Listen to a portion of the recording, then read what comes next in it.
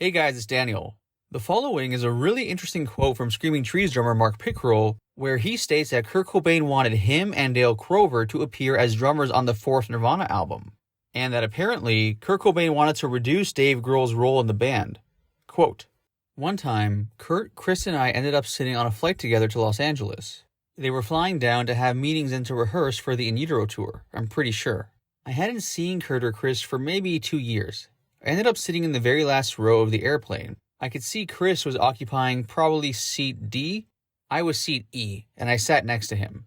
The plane was almost done loading when I heard what sounded like someone with Tourette's barking out bizarre comments, really incohesive statements filled with vulgarity. As the voice got closer, I looked up to see that it was Kurt approaching the last row.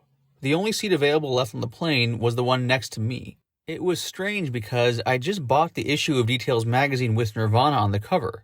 I was going to read the interview on the way to LA. Kurt said, I haven't had the chance to read it yet. Kurt continues, it was really strange I ran into you because I was just listening to Mark Lanegan's The Winding Sheet album and I love your drumming on it. So then, he asked if he could read my issue of Details. While Kurt was reading the interview, he started making comments about how disgusted he was, or rather how frustrated he was, with some of the comments Dave made in the interview. He was frustrated with Dave becoming more comfortable being a spokesperson within the band, or being a voice in the band. I think for some reason that was something Kurt didn't really appreciate or didn't want to see happening. He and Chris went back and forth.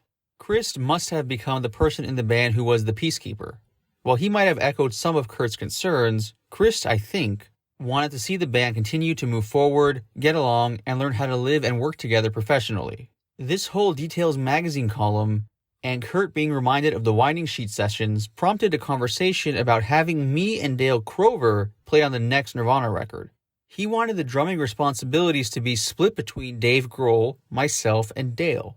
He wanted to hear the band's sound expand, and because of my playing on the Jury sessions and Mark Lanegan's solo record, for some of the songs that required maybe a lighter touch, he wanted to bring me in. It seemed that Chris was a little more reluctant to pursue that. I think he saw it as something that would cause a lot of tension within the band, considering they were already starting to crack up. But Kurt definitely was excited about it. Of course, I was really excited about it. He gave me his home phone number and address. I remember talking about our different favorite records. I was asking him if he ever spent time listening to Gun Club's Fire of Love, which was a favorite record of mine. He hadn't, as well as a few other favorites of mine. Since I owned a record shop, I sent him a package of Fire of Love, as well as I think the Gun Club's Mother Juno, and, of all records, the most current Talk records at the time.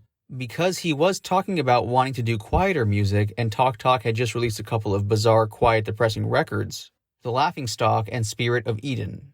We talked on the phone a couple of times after that.